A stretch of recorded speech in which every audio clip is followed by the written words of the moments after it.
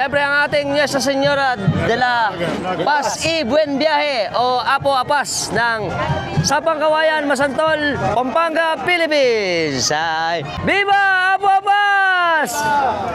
Konting kaalaman lang po, alam niyo po ba na ang ating Senyora de la Paz ay laging may nakapayong.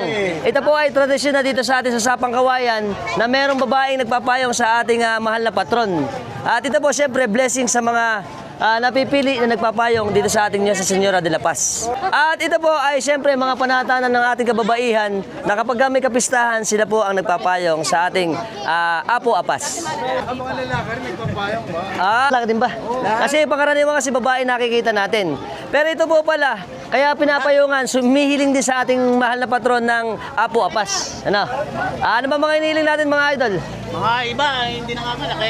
Ayun, yung mga hindi nanganganak. Yung humihingi ng kanilang mga supling. Kagalingan sa may sakit. Umunlad na baryo. Umunlad yung baryo sa pamumuhay. Pambansa. Sa kalusugan. Halos lahat na. Ayan. Kaya po isa ito sa mapag-himala dito sa atin sa Sapang Kawayan. At alam naman natin na istorya natin kanina, ito po ang nagagabay sa ating mga mangingisda at sa ating mga travelers, ang ating Nuestra Señora de la Paz y Buen Viaje. Nice to know.